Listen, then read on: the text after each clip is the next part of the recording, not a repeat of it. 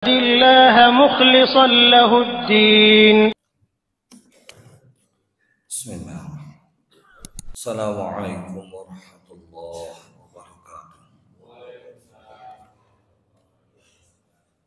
Alhamdulillahi rabbil alamin. Wassalatu wassalamu ala asrofil anbiya'i wal mursalin wa ala alihi wa sahbihi ajma'in. Amma ba'd. Fa ya ibadallah, usikum wa nafsi bitaqwallah faqad fazal muttaqun. Hadirin jamaah salat subuh yang sama-sama mengharapkan rahmat Allah Subhanahu wa taala. Alhamdulillah, sekarang kita sudah melewati hari yang ke-23 barangkali ya. Malam tadi malam ganjil, alhamdulillah sudah kita lewati bersama. Dan rupanya kali ini bagian saya untuk memberikan kultum terakhir di bulan Ramadan ini. Karena itu saya ingin mengakhirinya dengan kembali mengingatkan kepada kita semua, terutama diri saya pribadi, bahwa kita diperintahkan, sifatnya wajib oleh Allah untuk melaksanakan saum di bulan Ramadan ini tidak lain adalah untuk mencapai derajat takwa. Takwa adalah inna akramakum indallahi atqakum. Jadi kita diharapkan oleh Allah menjadi orang yang derajatnya paling tinggi menurut pandangan Allah Subhanahu wa taala. Dan saya kira memang tidak ada yang bisa lebih tinggi selain terhadap pandangan Allah tersebut untuk kita. Insya Allah mudah-mudahan Allah memberikan kita karunia dan rahmatnya agar kita menjadi orang yang bertakwa di sisi Allah Subhanahu wa taala.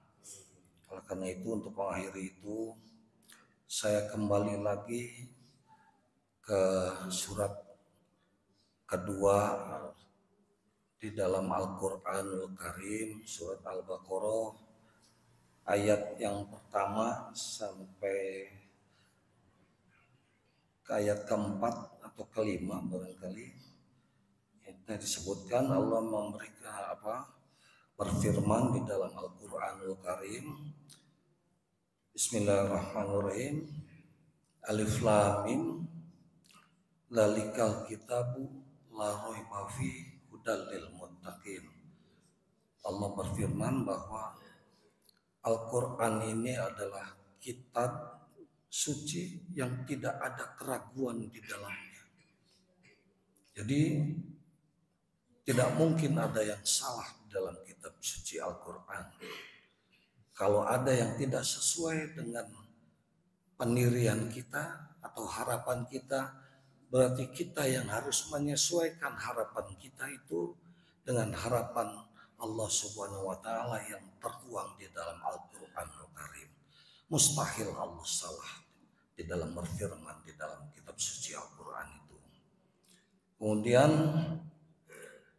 Allah katakan bahwa Al-Quran ini merupakan hudan, petunjuk bagi orang-orang yang ingin menjadi orang yang bertakwa. Pertanyaannya adalah, apa ciri-cirinya orang yang bertakwa itu? Allah memberikan peringatan lagi, petunjuk lagi melalui Al-Quran ini kepada kita di ayat yang keduanya. Di ayat yang selanjutnya, ayat ketiga. Siapa itu orang yang bertakwa? Alladzina yu'minuna bil ghaib. Yang pertama itu, yaitu orang-orang yang beriman kepada yang gaib. Jadi kalau hadirin ada yang tidak sesuai, mohon disesuaikan, karena saya ini mengambil dari firman Allah surat Al-Baqarah ayat 3. Alladzina yu'minuna bil ghaib, yang pertama, yang yakin, yang beriman kepada yang gaib.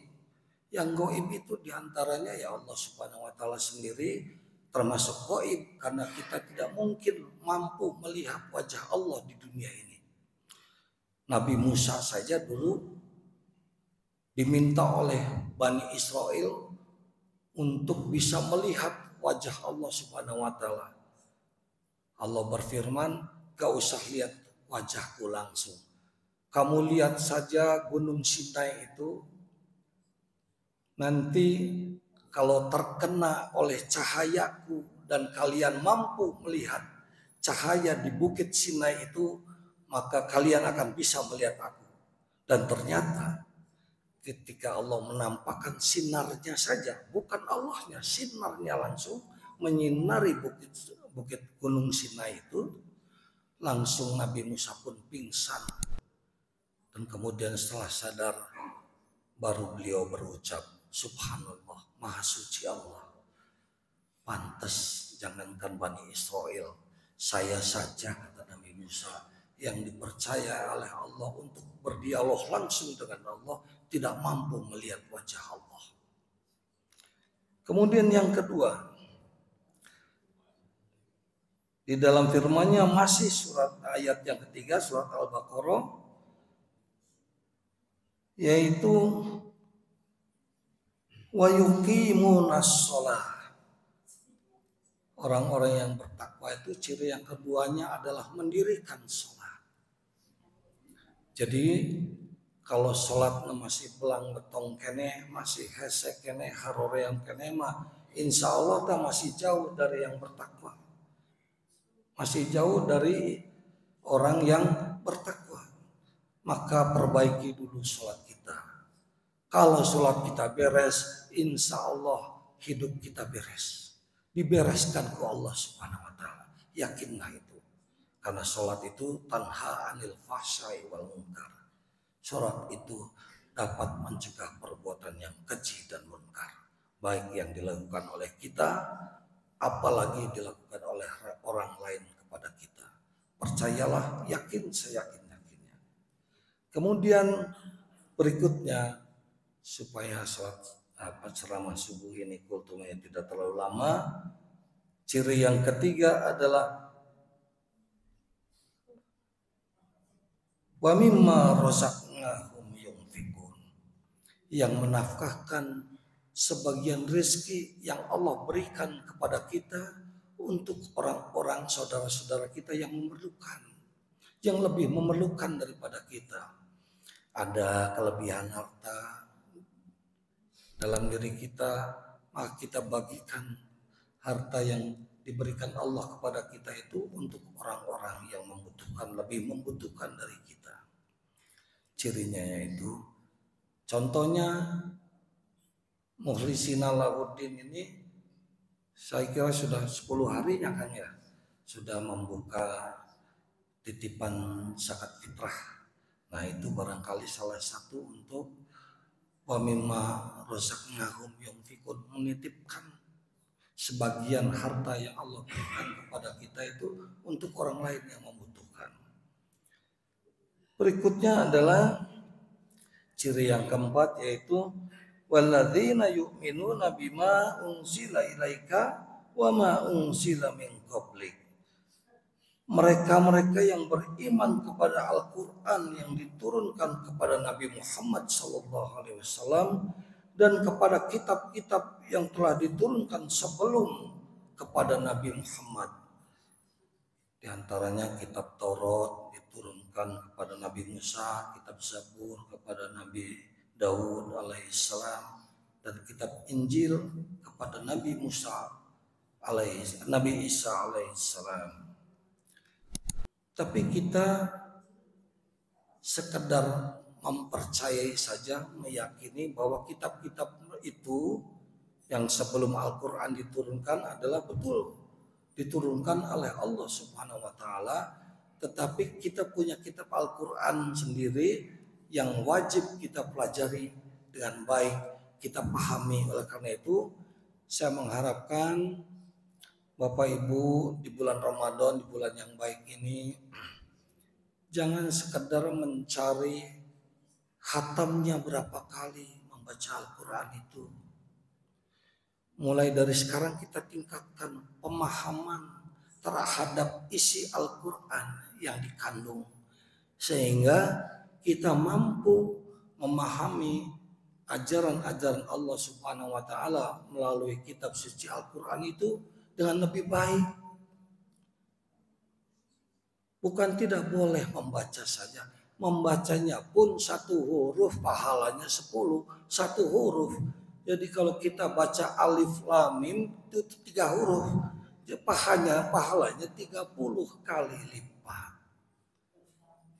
Bukan tanpa pahala, tetapi alangkah baiknya bagi kita, terutama kita bapak-bapak, agar kita itu kalau satu saat ditanya oleh keluarga kita, istri kita, anak-anak kita bisa menerangkan kitab suci Al-Quran ini dengan baik, menjelaskannya dengan baik.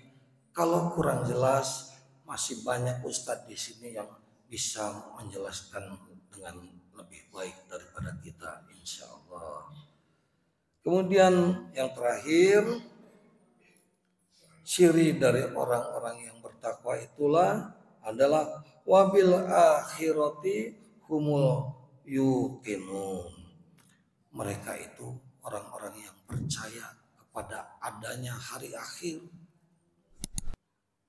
Karena banyak Pak di luar Islam, di luar orang Muslim, itu yang tidak percaya akan adanya hari akhir. Mereka beranggapan bahwa hidup ini ya di dunia ini saja. Lalu setelah mati tubuh kita menjadi tulang belulang saja. Bagaimana kita bisa dihidupkan lagi katanya. Menurut pendapat mereka begitu. Tetapi itulah kesalahan pemikiran yang fatal dari mereka. Apa mereka tidak introspeksi bahwa kita pun awalnya tidak ada apa-apa, tidak punya daging, tidak punya tulang, tidak punya apapun yang ada melekat di dalam tubuh kita sekarang ini. Kita hanya berasal dari air yang dipancarkan oleh cairan dari tulang sulbi ayah kita, antara tulang sulbi ayah kita dan tulang dada ibu kita yang kita kenal dengan sperma. Kemudian dijadikan kita ini segumpal daging.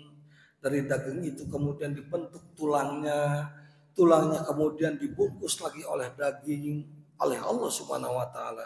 Kemudian dibaguskan bentuknya sampai seperti sekarang ini. Bentuknya yang paling baik ciptaan Allah itu adalah manusia. Karena itu bagi Allah mudah saja. Walaupun kita sudah menjadi tulang belulang yang tidak puguh bentuknya, dibentuk lagi menjadi yang seperti kita lagi, seperti sekarang lagi. Bagi Allah tidak ada masalah. Dan itu sangat mungkin terjadi di akhirat nanti. Kemudian ayat 5-nya Allah mengatakan ulaika ala hudam mir rabbihim wa ulaika humul muflihun. Merekalah yang ciri-cirinya 5 tadi.